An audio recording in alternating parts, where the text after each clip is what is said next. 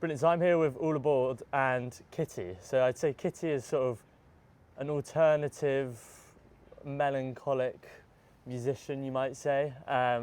Primarily guitar, but a couple of piano tracks as well. Mm-hmm. I mean, do you want to just give everyone a brief intro into your sort of artist world, I suppose? Yes. I write all my songs on my little acoustic guitar, but when I bring it to the band, it kind of completely changes form. So it's always a mix, but it becomes a lot more dreamier and a lot more ambient, I guess. But the kind of always original influence is folk music initially, but then whenever I hear it with all the other instruments, I'm like, oh, so nice. And then it kind of becomes a lot more of a different sound. Layers in, because live you play sort of with a range of musicians. Yeah, it totally depends. But at the minute we've just sort of introduced second guitar with lots of nice pedals. But yeah, the usual setup for the band is like drums, keys, guitar, bass, sometimes trombone, sometimes clarinet. But yeah, it's kind of just, it depends on who can make the gig, and then also, I guess, whatever mood we're all in. And what would sort of, stylistically, who might you say you might be somewhat similar to, just to give everyone an idea of your sound as well? Is it sort of Nick Drakey in a way? Yeah, I mean, that's a very nice compliment. Well, that's all right, yeah. It's a good one to take. It's Nick Drakey and Cat Power, I think, maybe a little bit. And Linda Perhacs is like one of my big influences. And I guess there's like, if we do an upbeat song, which isn't too often, I'd like to say Broadcast. Oh yeah. That's a big influence, but I struggle to write upbeat songs. If someone asks my favourite genre, I always say it's like lost and found music, because there's this group of artists around like the 60s, 50s, 60s, so Sybil Bayer, Linda Perhacs, Connie Converse, and Vashti Bunyan, they all made these beautiful, beautiful albums and songs, and nothing ever happened with them. And then like decades later, different people found them, and then they got heard. So Sybil Bayer awesome. Made this gorgeous album, and then nothing happened with it. And then her son found it like years later in the attic and was like, this is absolutely stunning.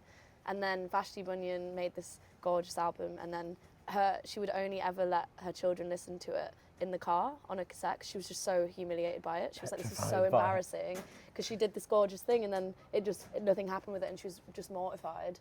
And then one day, like I guess when eBay was invented, her kids looked for her songs on eBay, and it was one vinyl was selling for like £5,000 or something, and they were like, Mum, it turns out you're an absolute cult classic. Cult hero. And there's just there's like this specific genre of artists that that just never intended, I think, or just never realised how gorgeous their music was, because it was so vulnerable. And I wonder how they managed to record it as well back in the day. Yeah, I don't know, but you can just hear the kind of like, you can hear on the recordings, you can just hear that there's just like, they're just not meant for it to be so huge and gorgeous as it is, and there's just some like nice vulnerability with it. And Linda Perhacs made this great one, like, and then she just returned to being a dentist reception, and she was just like, okay, like, could have been an absolute rock star. Yeah, and even though like it's now like a really famous album, like she was just like, nah, I don't want it. Like, and I just think there's something really nice about when there's quite vulnerable lyrics, and they're just kind of like, we'll have them, and if it resonates, it resonates. But it's not made for anyone's specific ears. It's just that they. It's not like you're doing it to become famous. Yeah, or something yeah. Like that. It's actually very you can sincere. just do it to enjoy. Yeah. In a sense, so I feel like that sort of reminds me of Searching for the Sugar Man in a way, which is massively has a very similar story of Rodrigo, isn't it? Yeah. Anyway, so we're actually now, as mentioned earlier, we're in Victoria Park, and the way All Aboard Presents works is we go to places that mean something to the artist for the interview. Why have you brought us to Victoria Park? Well, I have like loads of gorgeous sort of memories from here, but there's a stupid one, which is a sort of recent one, which is me and my best friend was sat where I've just been singing, and we saw like what I can only describe as a lake monster, and so we came back and we were like, that's insane, like what did we just see? And then we saw it again, and so we keep coming back to catch it, And we even spoke to the boatmen about it, and they were like, and described it. They seen it. And they were like, that's insane. And they didn't even mock us. They were like, maybe it's like some giant eel thing. So that's... Oh, he didn't mock it? Oh, he's not? He was just like, well, I completely believe you. So I like it for that, but also I have just very nice, fond memories of this park, because I think I've always been quite scared of London. I've only moved here in July, like last July. Where from? From Manchester. From Manchester. And I think in my mind I always thought London was this big scary, like everyone's in a suit and everyone's on a laptop and shouty at all times. But when I came to Victoria Park, I think when I was thinking about moving here, but still kind of like I couldn't see myself here, I got chatting with a stranger in the park, and she was so lovely, and now we're like really good friends. And every time I come here, I always have such nice conversations. And also there's always like, I've been to loads of good gigs here. So when it's like All Points East, I saw Kylie Minogue here, which was insane. Kylie Minogue, wow. I've seen so many good artists here. So I think this park, it just feels like a nice, like little haven in London. And it does turn out I like London. But And this is sort of where you're based around here as well? I'm based around here now, but I've moved a lot since moving to London, because I did spare room, so dotted about. Oh, really? Just found where's the next... Are you still in spare room, or...? No, I'm now with a friend, thank God. You found your way through? Yeah, thank God. I had to go level. And anyway, when I went through the archives before the interview, I stumbled across, I think, one of your early projects, because of course you don't just do music, you do film and photography. Mm-hmm. And one of them was, I believe, when you were probably around 16 or 17, and it was a video about old memories and things like that. Yes. Yeah, and yes, was that sort of one of your earlier projects that perhaps started it all? Yeah, well, this is the thing. I'm just absolutely obsessed with memories and time. Like that's like all my music. I think everyone always thinks they're about like big heartbreaks or love, but it's always like conversations with myself. So it's usually like the song Fine isn't about like breaking up with someone. It's about me reconnecting with myself. So like it's always, I have like future conversations with myself, because I just have this very big fascination with memory and time. And the film was my first ever film I'd made, and it was for A-level art. And it's interesting because in that I kind of knew I wanted to just interview lots of people about their favourite memory, but I had no clue how I was going to edit it. And so then I looked for themes and then like linked them all together, which is kind of how I would write a song. Like I figure out like one thing, like I have an image in my mind, and then I'd maybe have something I've read, and then I'd kind of like link the two. It's very like linky, but it's always. Do you feel that it's almost what time-oriented. started the inner process of how to sort of craft your own work, whether it's film Yeah, or... I think so. I think it's always been like, I've always had a big fascination in like the like mundanity of life, I guess, and like how you can make anything very sentimental. Because I mean, were they all just school friends and colleagues? Or So was it a mixture? there was one of my, I interviewed a few because I wanted like a nice age range. So one of them was my mum's friend. We shot it in my mum was teaching a reception class at the time, and we shot it in that classroom.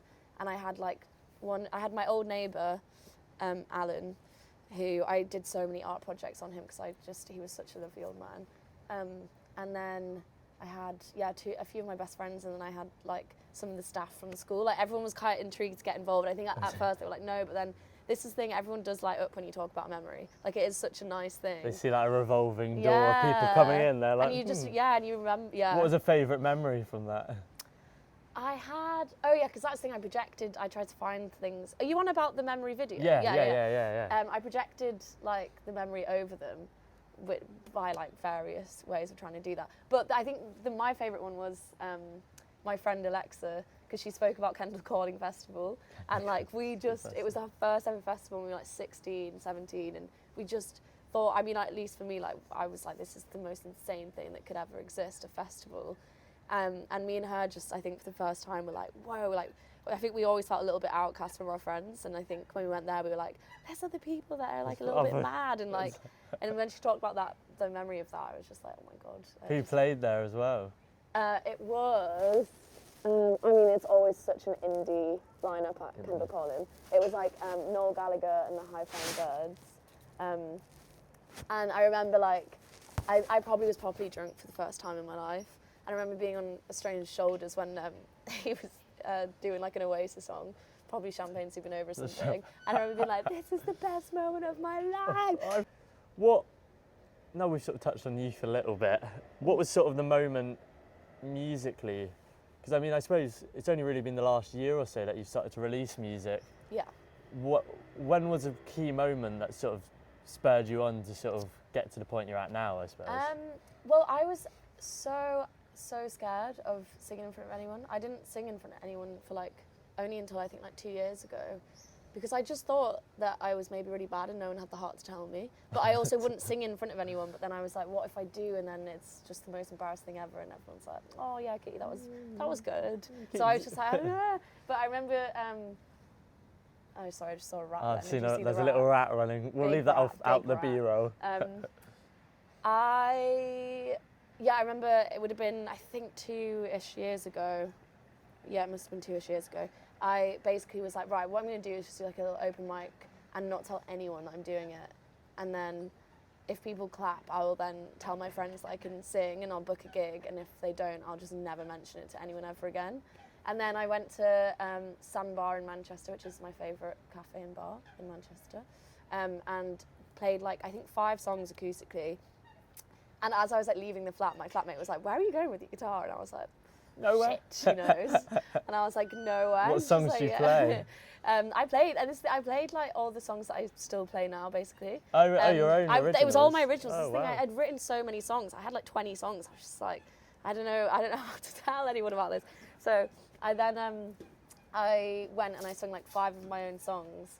And then, yeah, my flatmate was like, where are you going with your guitar? And I was like, okay, I'm doing a little tiny gig. Please don't tell anyone.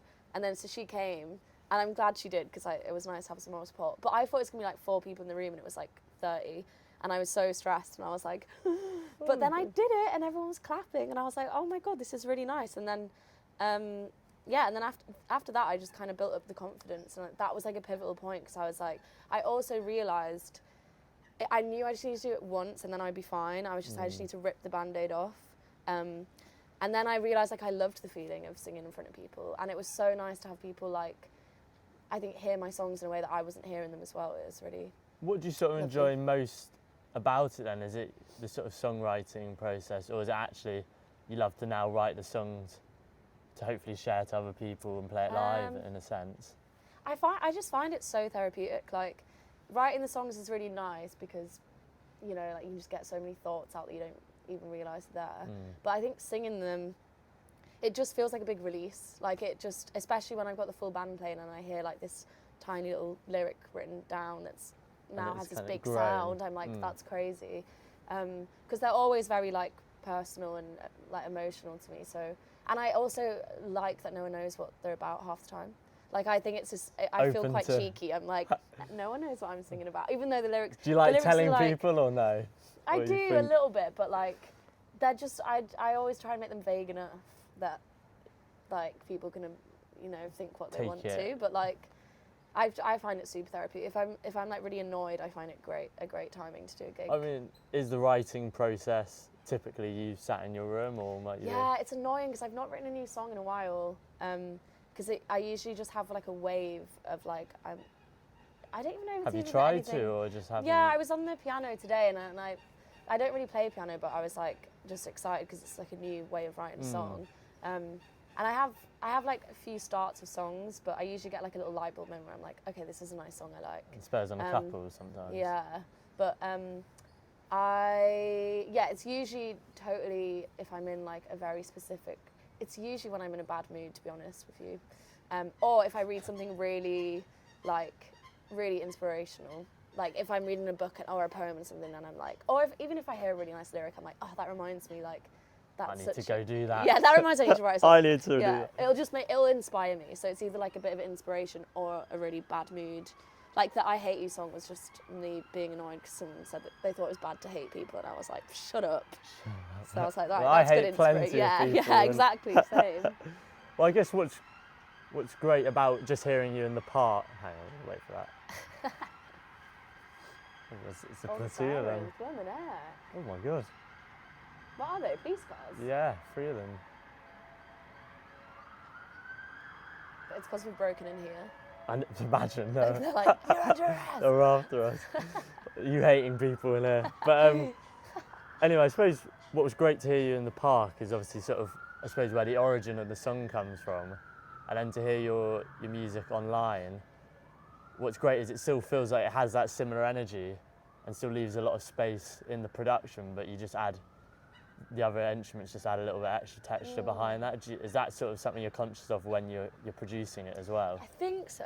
Like, I think I always try and come back to like the original artist that inspired me, which is always just like acoustic guitar. And I'm like, I think I get quite worried that I'll have lost that original sort of tenderness with it, with the full band. And I think when I recorded my EP, we've kind of got a mix where there is like full songs with instruments, and then we recorded one of the songs that's going to be coming out, and we recorded it all, and then I went home and I like listened to the original iPhone recording of it, and I was like, I'm so sorry, but I do just prefer the iPhone recording, even though it's nowhere near as like technically good, but it just basically, it's got that edge. It's just got the like, I finally finished writing the lyrics as I was singing it, and there was a thunderstorm happening outside, and there was this massive thunder like sound, and then I started singing the song, and then just as I got to the end, a massive thunderstorm happened again, and I was like, that is just, that's a sign. So I was like, I don't want to lose that sweetness of that moment. So I think I do try and make sure that it's not too lost. But then I absolutely just like, the people that play with me are just so insanely good at being able to like hear a part of the way I sing or a lyric or something or anything, and they just can like hear it, and they just add some like crazy emotional note that I would never even be able to think of. Sort of takes it to I'm just like, different what the place. Fuck? I don't know how they do it. Yeah. And could you take those voice notes and sort of put them into the sort of production and then layer on top of that? That was what I was thinking. I mean, I wanted to do it with the Thunderstorm song, but I think as well there's something like the Matchstick song is just a voice note, and I actually just have no clue how to play that song again because I just recorded it on a one-off. Do you play it live or no? No, my pianist plays it, and he plays it in a really different way to me because I played it on the black keys and he plays it on the white ones.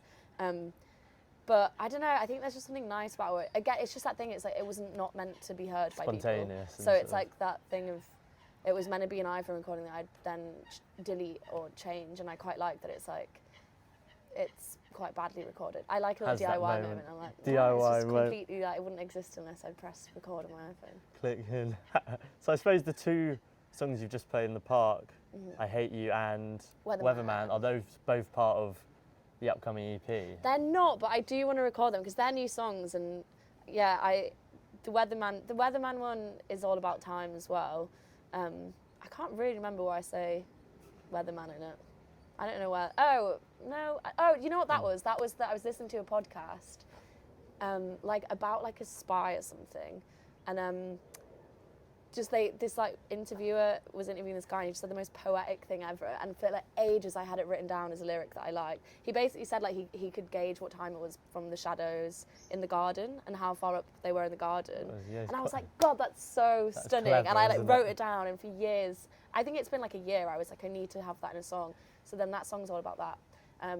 But no, basically that's not going to be in the EP because the EP order is like, it's 3 old songs and 1 is my last single, Someone's Child, which is kind of new. But they're all about like, it's kind of meant to be a bit of a journey of like lessons I've learned. And Weatherman one is just more like just me chatting about time and like it's kind of stream of consciousness, whereas the other ones are a bit more like, they're meant to be more poignant, I guess. Well, I mean, coming on to maybe Someone's Child, because that song is out right now, so perhaps we could touch on that a bit more. Yes. Is that sort of you envisioning yourself as maybe in your older times, looking back at that one's meant to be, again, like a little... well, that was at a time when I just moved to London, and I remember I didn't have anything that was making me sad or annoyed. And I was like, fuck, I don't know what to write about. And then I remember just being like, I just wasn't inspired in my own life at the time to write anything. I probably could have written about like moving to a different city, but I don't know why I didn't think to do that. Yeah. So instead, I was like, okay, I'll pretend to be an old woman, because me and my friend Alexa, we sometimes do nights out where we know it's going to be like a shit night out. So we'll be like, okay, let's close our eyes and we'll pretend that we're 8 years old, and when we open our eyes, like all we've wanted to do is come back to this body this day, and be young again and have like a crazy night out. And so we'll do it, and then we'll be like, we're going to our local pub, like, which we always go to. Like one of your first nights yeah, out. Yeah, we're just like, and it makes the night so much more interesting. So that was kind of my influence for it, was I was like, okay, I pretend that I'm an old lady and I'm reflecting on my life. And it's kind of just about being like, you are going to make so many mistakes, and but it's fine, essentially. Is it just mistakes in general? Was there any particular mistakes? Well, I suppose it's meant to be a bit like the things that were annoying me at the time, or like even like when summer's over, I get really like sad. I just get so sad that summer's over. I didn't think I was until I get like severely seasonal depression every winter, and I'm like, maybe I do. Well, we're just in that moment now, going into autumn, so wait for the new songs. Crikey. But it's kind of about like, yeah, the wine's warm is meant to be like, you know, when you have shit wine and but you kind of miss it. Like I miss when I think back to drinking Echo Falls when I was like 15. I'm like, that was a good time. That was a good time. It would taste so different now, yeah. And then like when it comes to, I mean, I do love autumn, but when it comes to winter, it's like it's just all the things that I guess I think are really annoying that I know that one day I'll very much miss. Like I'll miss being able to be young and drink rubbish wine and like walk over the leaves. There'll be a day when I can't do that. So does it still feel the same now, or? It's still hitting. It's still hitting. Not every night, perhaps. Not every night. Does it also touch on proud moments as well, or more so mistakes? I'm trying to remember the lyrics. Yeah, it will. It's kind of like, well, I think the whole thing is meant to be that you like being proud of all the mistakes, I guess. Like obviously big ones like breaking promises and hearts. It's kind of just meant to be like you are just going to fall in love with the wrong people, and you are going to just maybe do a job that you don't think is the right job, and like you're going to stay somewhere for too long, and it's kind of just meant to be like it all adds up to be something that you will actually one day eventually look back align. on. And like I think it's if ever I have a regret or anything, I'm like I just always try and not have any regrets about stuff, because I'm like, it's fine, it's all part of like this book, this big memoir. And you can write it in a good song. When I'm 90. When something wrong happens, you're like, lyric idea. It's a good lyric. Yeah. And I suppose another song I've really enjoyed listening to is As I Could. Thanks. And I can't tell whether that touch on the sort of heartbreak as well. That one is. That one okay, does. I will give you that. That one I actually do sing about. That one, that's the only one that will be That is there. the only one. That's the only one I wrote it and I was like, fuck's sake, like this is about love, which is annoying. I think that is the only love. When was that written? I wrote that like, what year are we in now? 2022, I think. And then yeah, that was about a breakup where I was kind of like, I understood why the guy I was with wasn't nice to me, but it just didn't like make it any easier. So that was kind of about that. Was it like a first love type thing? Or no, it wasn't. It was just definitely one that affected me a lot because of kind of how bad it went. Right, and so that song was kind of being like, I get why you were a bit of a dick, but also doesn't really excuse it. That's essentially what that song says. Okay. And just kind of as well, I think during the relationship I was very much like, I just didn't think I was ever giving enough, and then when we broke up, like, I then had this kind of realization of like, I could never have done enough, and so that song is about that, of being like, I couldn't ever have done enough, and your explanation for the way you treated me doesn't excuse it. Doesn't excuse that either. Once you're out of it, you can. Yeah, it was kind of like a hindsight. You're like, actually, what am I thinking? Yeah, type exactly. thing. I mean, was that song? Did you have to think about whether to release that at all, or were you sure? I was like this. When you pressed what drop day was. I just the reason I don't write love songs is because I never want to give someone the satisfaction of like of them thinking I'm thinking about them. So does that person know? 100%. But I was like, I was just like, oh, because I wrote it ages ago and then I released it a lot after I'd written it, and I was like, he's gonna think I'm like yearning right now. I was like, it's just a banger. But that was in the past. Yeah. Anyway, just touching on, I suppose, again, your sort of filmmaking photography. Yeah. I feel like particularly, I suppose your photography's starting to play quite a big part in your visuals. But again, the pictures of you, I suppose, aren't of you taking the pictures. Do you have to think quite carefully about who you're getting involved? Yeah, so I have my best friend Olivia Votzlow. She's a great photographer, and she essentially, like, the first shoot we did was for Fine, and I just had a very clear idea that I wanted it with me in, like, my top and pants on my bed, because that's where I'd always written all the songs, and I never intended them to, like, leave those walls. So I wanted it to feel very like that's just the home of these songs, at least that song. And then she came in with her gorgeous camera, and, like, she was just great at directing it. And after that, I've used her for the other shoots. But basically, it's funny. It's one of those things where the photos just are vague enough that you wouldn't know that much meaning's gone into them. But the As I Could single, I took on the roof opposite my flat, because I wanted it to be like no one knows, but I'm looking into that room now because I've, like, now. Oh, so it's all linked around. Yeah, because then I was like. Is that you now, upside down as well? Yeah, I just liked the look of that, but that was just me being like, Oh, it I just wasn't. like it. Well, you There could wasn't have any, been. I wasn't any too That wasn't bad. actually you upside down, was no, it? I know. the Would be quite deep, impressive. yeah, imagine. Yeah, so I actually do acrobatics as well. No, that was just kind of like, because then when I released that song, I started playing gigs, and I felt a lot more confident, and that was kind of, you would never know from the photos, but it was just that I knew and Liv knew that it was a photo taken looking into that room. And then the last one we did was totally all Liv, because I had no clue what to do for someone's child. And she was like, what if you write the lyrics on your bedroom wall? And then she was like, let's put a bit of cloth behind it so you kind of can't see it. It's like this veil of a memory. So she's just There's a real theme behind that, actually. Yeah, yeah. I hadn't picked up on that either, but it's nice no, it's good. It's kind of like a little Easter eggy thing. It's like, It is I a like little it that, Easter. like, no one really knows. Till they listen to this. yeah, exposed. But so is there a reason, as well, perhaps it's just the way you feel the songs come out, but is there a reason you're sort of going with black, white, a I little was bit of thinking red? about this today.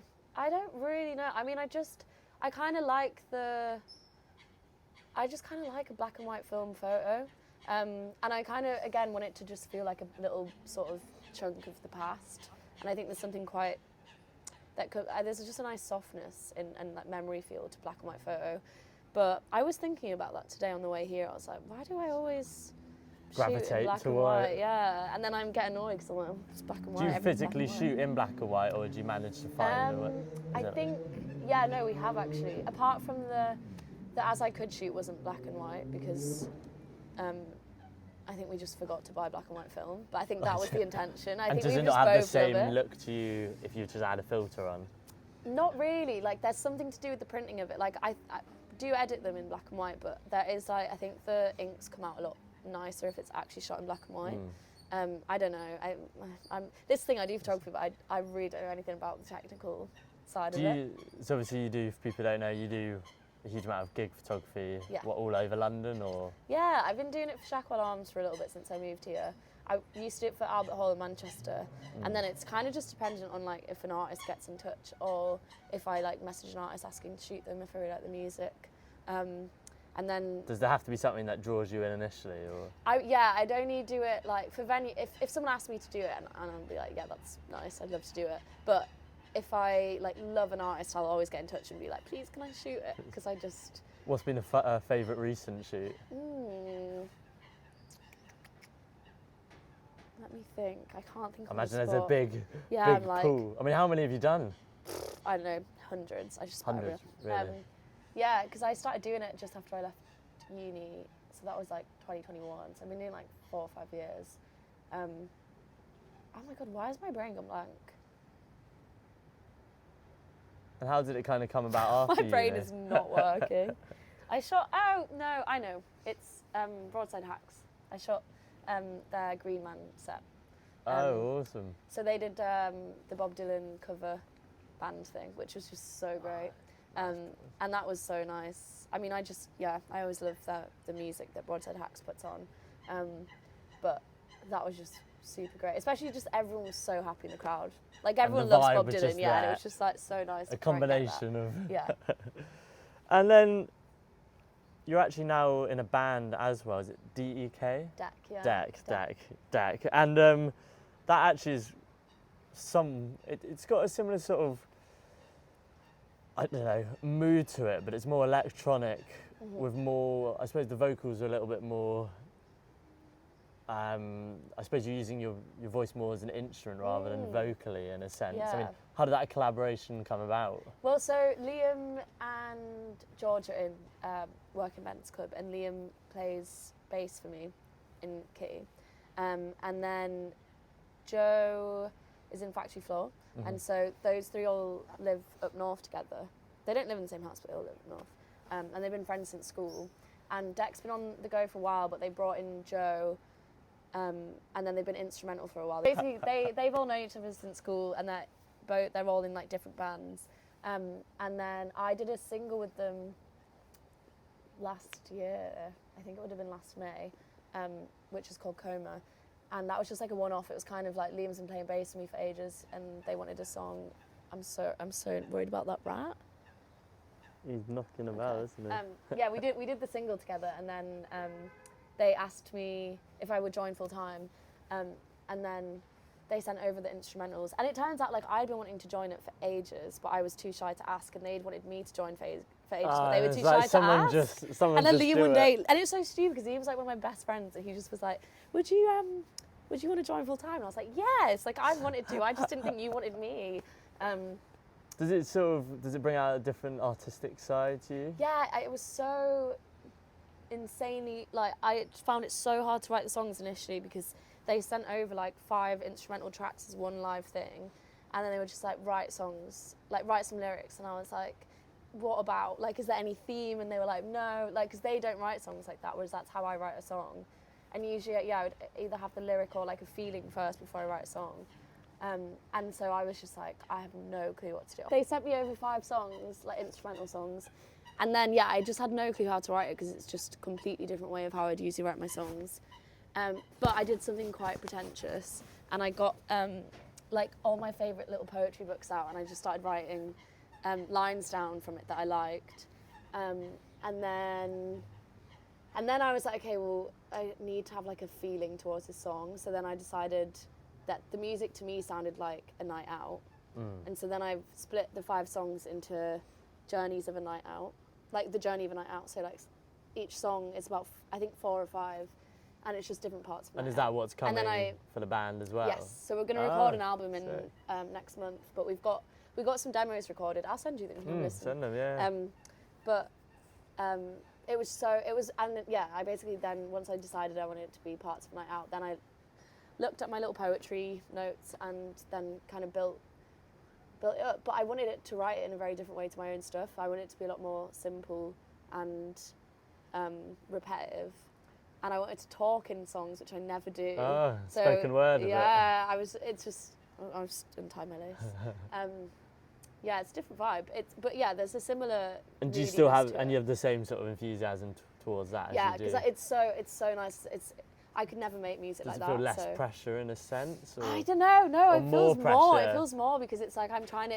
It feels like I'm. Yeah, it feels like there's a switch around where usually like Liam, for example, would hear my song and be like, well, I want to do it justice and get the feeling across. I now feel like that with theirs. I'm like, and it's like we're all part of the band, but I feel like I don't want to completely misinterpret this feeling that you're going for. So, but it's been like, and I think sounds like it's working though. Yeah, it's so nice because we just work well together. They're a really, really great group of people. Okay. So it's exciting. Well, it's exciting. You're going to be playing some shows? We've just played our debut London one on Saturday, which was good. And then I don't really know, like they're kind of in charge of the admin, which is great. Oh, right, you just get to turn up. I just get to turn bring up the ideas. But I think the plan is that we're going to record some songs in October, record the album, and then maybe book in some shows after that. But I think they just kind of want to focus on recording. Okay, well, I'd love to go to a show. Yeah, I do. Yeah, and I suppose just capping this all off, just looking at Kitty as a musician again, solo. What?